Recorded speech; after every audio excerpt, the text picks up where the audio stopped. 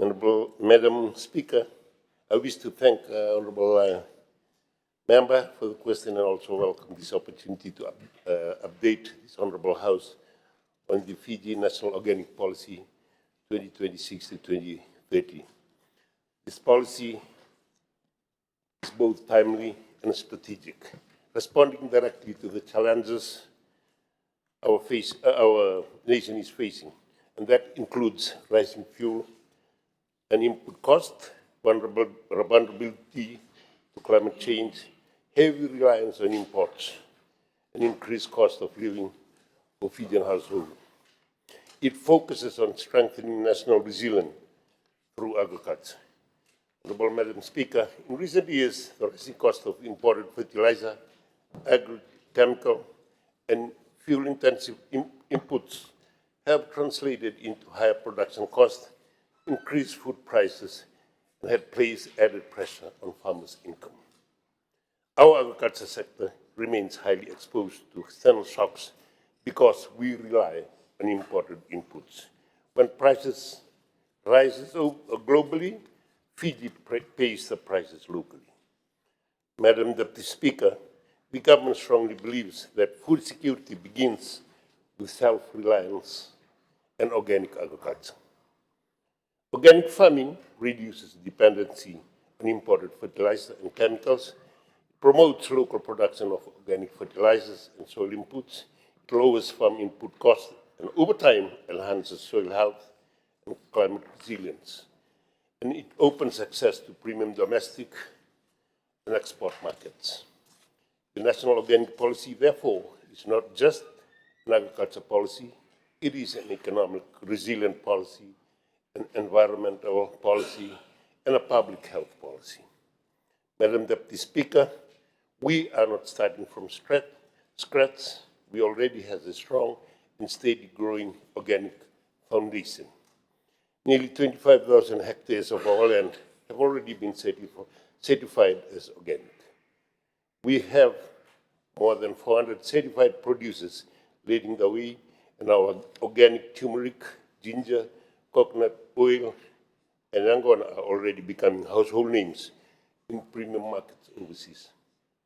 This strength positions us with a competitive advantage in the Pacific and beyond.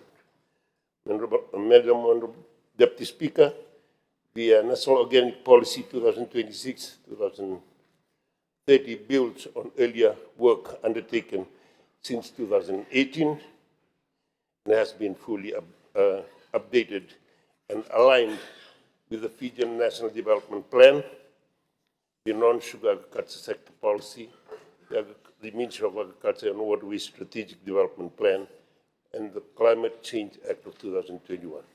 Fiji's commitment under the 2020 Sustainable Development Goal is also been a document of reference.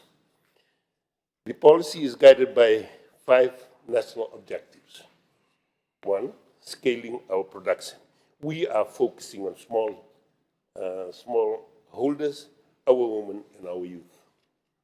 2nd, strengthening food security by promoting local organic fertilizer and soil inputs. 3rd, we are building climate resilience. An organic soil holds more water. It survives through and recovers from flood. Opening doors to the world market access and competitiveness by strengthening our certification system, and we are giving our farmers a VIP pass to the lucrative markets in Australia, New Zealand, and beyond. And finally, we are strengthening governance. We have an established organic technical working group to ensure ongoing programs and action. The policy development process has been inclusive and consultative, including more than 20 focused stakeholder meetings, over 10 stakeholder consultation workshops since 2018, and 2 validation workshops in 2025. I'm here to also thank the Leader of Opposition for initiating this policy when he was the Minister then. The government acknowledged the support of the Australian government's Market Development Facility, MDF, whose technical assistance helped strengthen the policy and incorporate regional best practices. Madam Deputy Speaker, the vision is Fiji Organic is a major contributor to prosperous, healthy, and sustainable livelihood for Fijians. The target for 2030 are 1, 50% certification for our key exporters such as turmeric, ginger, coconut, cocoa, coffee, and guana, etc. Second is to expand organic farmland from 4% to 20%. 80% of all our fertilizers sold in Fiji will be organic, and 70% of our population will consume safe, healthy, nutritious, and locally grown organic produce. Honorable Madam Speaker, reducing chemical use in our food system is an investment in the long-term health of our children and reducing malnutrition in the NCDs. And Madam Deputy Speaker, Government has established an organic technical working group chaired by the Ministry of Agriculture, Waterways, and Sugar Industry. And the technical working group will coordinate the implementation of the program across stakeholders. It will strengthen certification and participatory guarantee system. It will align donor and private sector investment and ensures inclusive participation for women and youth. The key intervention will include expansion of organic extension services and farmers training. It will support the low-cost fertilizer certification system, including participatory guarantee system, integration of organic agriculture into school curriculum and farms, communities, and institutions, strengthen research and data collection, and the development of domestic and export market. Madam Deputy Speaker, for the current financial year, the Ministry has allocated $300,000 to advance organic-related research and development in organic agriculture production.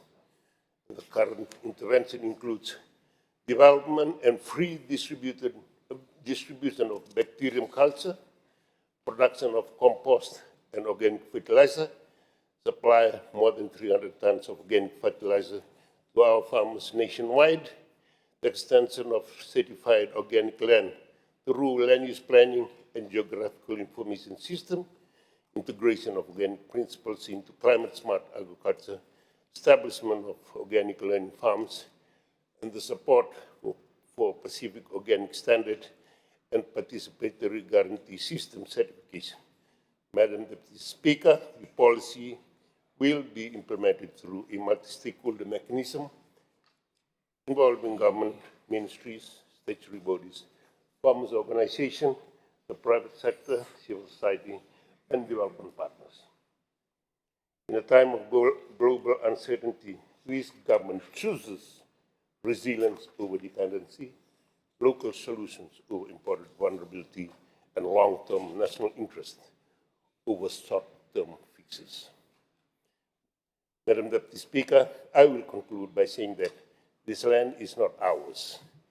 It is a responsibility we hold on behalf of our future generations. Committing to organic practices, we are making a deliberate choice to restore the health of our soil and biodiversity, protecting the purity in our water system, and strengthening the resilience of the economy for those who will come after us. This is an investment in sustainability, prosperity, and the future well-being of our people.